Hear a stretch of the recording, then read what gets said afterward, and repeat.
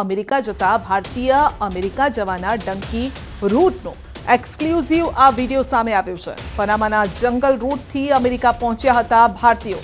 પનામાના જંગલમાં અનેક દિવસ રાત પસાર કરવી પડી। ગેરકાયદેસર જતા લોકોને અનેક કિલોમીટર પાણીમાં ચાલવું પડ્યું। જંગલમાં મેગી ખાઈને દિવસો પસાર કરવા પડ્યા। ડંકી રૂટથી બોટમાં સવાર થઈ ગેરકાયદેસર રીતે યુએસ પહોંચ્યા। ડંકી રૂટથી જવાના 45 લાખ રૂપિયા એજન્ટોએ લીધા। મુંબઈથી 4-5 દેશમાં ફેરવી પનામાના જંગલથી અમેરિકા પહોંચ્યા। બ્રાઝિલથી કારમાં પનામાના જંગલમાં લઈ ગયા અને જંગલી જાનવરોથી બચતા મેક્સિકો બોર્ડર પહોંચ્યા। શીખ લોકોને દાઢી વાળ કપાવવા પણ દબાણ કરવામાં આવ્યું હતું।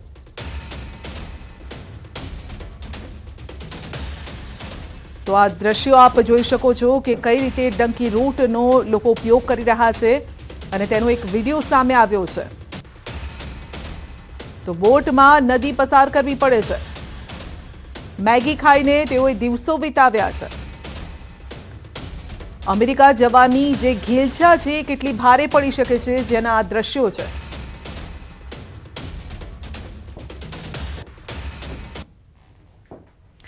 तो ત્રીજા તબક્કામાં અમેરિકાથી 33 ગુજરાતીઓ ડિપોર્ટ। 112 ભારતીયોમાં 33 લોકો ગુજરાતના છે। તો થોડી વારમાં અમૃતસરથી બીજી ફ્લાઇટ આવશે। પ્રથમ ફ્લાઇટમાં ગુજરાતના 4 લોકો અમદાવાદ પહોંચ્યા। બીજી ફ્લાઇટથી 29 ગુજરાતીઓ અમદાવાદ એરપોર્ટ પહોંચશે। મોડી રાત્રે પંજાબના અમૃતસર એરપોર્ટ પર પહોંચ્યા હતા। ટ્રમ્પ શાસનમાં અમેરિકાએ 3 તબક્કામાં અત્યાર સુધીમાં 332 ગેરકાયદેસર ઘૂસેલા લોકોની હકાલપટ્ટી કરી છે।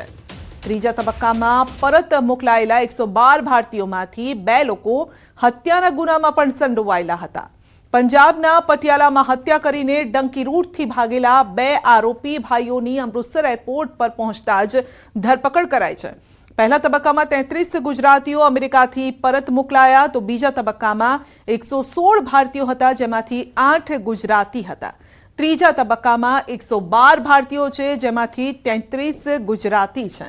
આમ 3 તબક્કામાં કુલ 74 ગુજરાતીઓને અમેરિકાથી પરત મોકલાયા છે।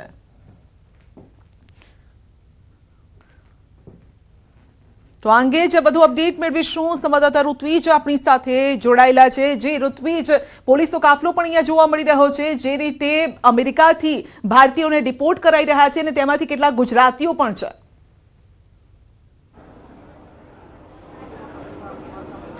સંધ્યા, વાત કરીએ તો ત્રીજી ફ્લાઇટ છે તે ગઈકાલે અમૃતસર પહોંચી હતી અને જેમાં 33 ગુજરાતીઓ હતા। જે તમામ જે ભારતીયો હતા તેમાંથી 33 ગુજરાતીઓ છે કે જેઓને ડિપોર્ટ કરવામાં આવ્યા છે।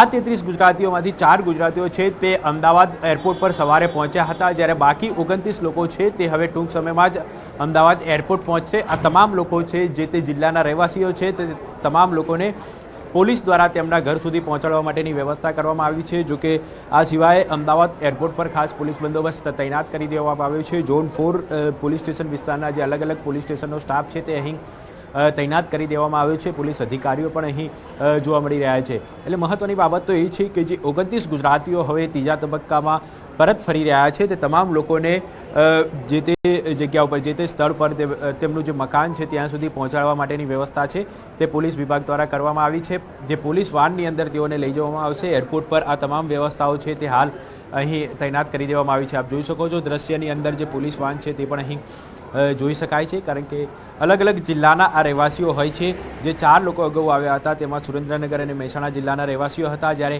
અન્ય જે લોકો છે તે અલગ અલગ જિલ્લાના રહેવાસીઓ હોવાથી પોલીસ છે તે જે તે જિલ્લાની પોલીસ પણ અહીં આવી પહોંચી છે અને જે પોલીસ છે તે આ તમામ જે ડિપોર્ટ કરેલા ગુજરાતીઓ છે તેઓને પોતાના ઘર સુધી પહોંચાડશે। જી ઋત્વિજ, ક્યાં ક્યાંના આ રહેવાસી છે? ગુજરાતના કયા કયા વિસ્તારમાંથી સૌથી વધારે છે? કારણ કે પહેલા પણ જ્યારે ફ્લાઇટ આ રીતે આવી હતી રિપોર્ટ કરાયેલા હતા, ઉત્તર ગુજરાતના વધારે જોવા મળ્યા હતા। અત્યારે થોડી હલચલ પણ આપ જોઈ શકો છો પાછળ તેજ થઈ ગઈ છે। ઋત્વિજ, સંધ્યા, હાલ થોડી જ વારની અંદર આ તમામ લોકો એરપોર્ટ પર બહાર આવે તેવી શક્યતા રહેલી છે, કારણ કે પોલીસ સ્ટાફ પણ અહીં તૈનાત કરી દેવામાં આવ્યો છે। પોલીસને પણ ખાસ એલર્ટ કરી દેવામાં આવી છે અને આપ દ્રશ્યની અંદર જોઈ શકો છો કે જે 29 ગુજરાતીઓ હતા, જે કુલ 33 ગુજરાતીઓમાંથી 29 ગુજરાતીઓ છે તે હાલ અહીં પરત આવી રહ્યા છે। આપ જોઈ શકો છો દ્રશ્યની અંદર હાલ તમામ લોકોને અહીંથી લઈ જવામાં આવી રહ્યા ઋત્વિજ, બહાર નીકળી રહ્યા છે ગુજરાતીઓ પોલીસ 29 સ્ટાફ સાથે, એટલે પોલીસ બંદોબસ્ત સાથે તમામ લોકોને અહીંથી લઈ જવામાં આવી રહ્યા છે. ગુજરાતીઓ છે, નાના બાળકો છે, મહિલાઓ છે, તે પણ આપ સ્પષ્ટપણે જોઈ શકાવો છો. ખૂબ જ ગંભીર બાબત કહી શકાય કે આ જે બાળકો છે તે બાળકોને લઈને એક ભયજનક રસ્તા ઉપરથી અમેરિકા જવાની લાહીમાં આ તમામ લોકો છે તે જઈ રહ્યા હોય છે. નાના નાના બાળકો અને મહિલાઓ પણ પરત ફર્યા છે. તેઓને પોલીસ વાનમાં બેસાડીને લઈ જવામાં આવી રહ્યા છે. આપ જોઈ શકો છો હાલ દ્રશ્યની અંદર જે 29 ગુજરાતીઓ છે તેમાંથી એક પછી એક લોકો બહાર આવી રહ્યા છે અને જે તે જિલ્લાની પોલીસ લઈ જાય છે.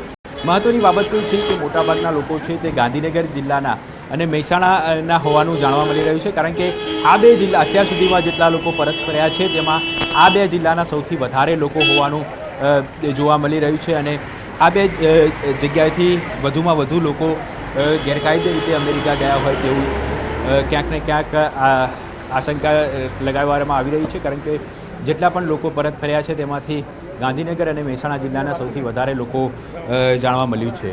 જી, અત્યારે જે બહાર નીકળ્યા એ કેટલા લોકો હતા? કારણ કે 2-3 બાળકો હતા, બે ત્રણ મહિલાઓ પણ દેખાય, પુરુષો પણ 2-3 દેખાય, એટલે મને લાગે છે કે 8 થી 10 લોકો જ હજુ બહાર આવ્યા છે. બીજાની હજી પૂછપરછ ચાલતી હશે અથવા તો એ હજુ બહાર આવશે.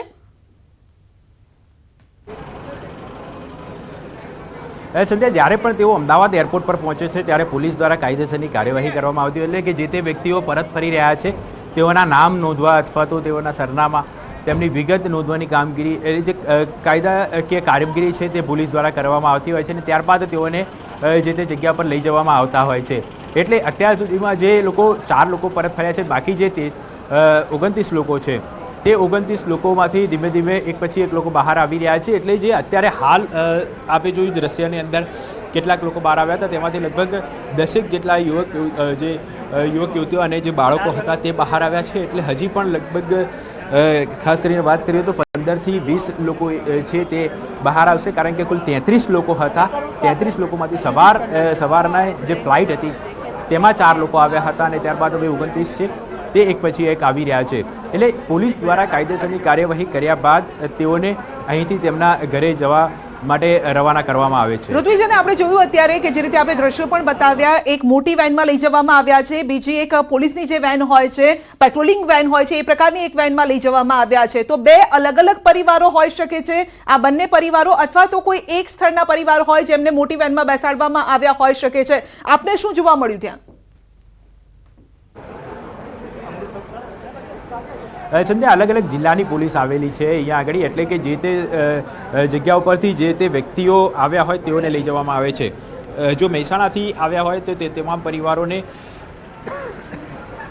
મહેસાણા પોલીસ દ્વારા તેઓને ખાસ કરીને લઈ જવામાં આવતી હોય છે. એટલે આમ અલગ અલગ જિલ્લાની પોલીસ હોય છે કે જે આવી હોય છે અને જે તે જિલ્લાના વ્યક્તિઓ પરત ફર્યા છે તે લોકોને લઈને પોલીસ નીકળતી હોય છે. એટલે જો વધારે સંખ્યામાં હોય તો મોટી વાનમાં, નહીં તો જે પોલીસ વાનની અંદર આ જે તમામ લોકો છે તેને લઈ જવામાં આવે છે. એટલે જિલ્લાની પોલીસ છે તે અમદાવાદ એરપોર્ટ પર બોલાવવામાં આવે છે અને જે તે જિલ્લાની પોલીસ છે તે આ તમામ લોકોને લઈ જાય છે, પોતાના ઘર સુધી પહોંચાડે છે. જી, અત્યારે જે 29 લોકોની વાત થઈ રહી છે તે કયા કયા જિલ્લાના છે તે પણ અમે આપને જણાવતા રહીશું. ઋત્વિજ, આપનો આભાર અમારી સાથે જોડાવા બદલ. 29 માંથી કેટલાક લોકો બહાર આવી ચૂક્યા છે જેમને લઈને પોલીસ ત્યાંથી નીકળી ગઈ છે, જે દ્રશ્યોમાં પણ આપને જોવા મળી રહ્યું છે. 2-3 મહિલાઓ, આ સાથે 2-3 બાળકો પણ હતા અને પુરુષો પણ હતા. તેઓને જે જિલ્લાના હતા તે રીતે જ પોલીસ તેમને લઈ, એ જિલ્લાની પોલીસ લઈ અને નીકળી ચૂકી છે. તેમને હેમખેમ તેમના ઘરે પહોંચાડવામાં આવશે. અત્યારે જે રીતે આ દ્રશ્યો સામે આવી રહ્યા છે, હજુ પણ કેટલાક લોકો આવવાના બાકી છે, જેના માટે પોલીસ બંદોબસ્ત અત્યારે અમદાવાદ એરપોર્ટ પર જોવા મળી રહ્યો છે.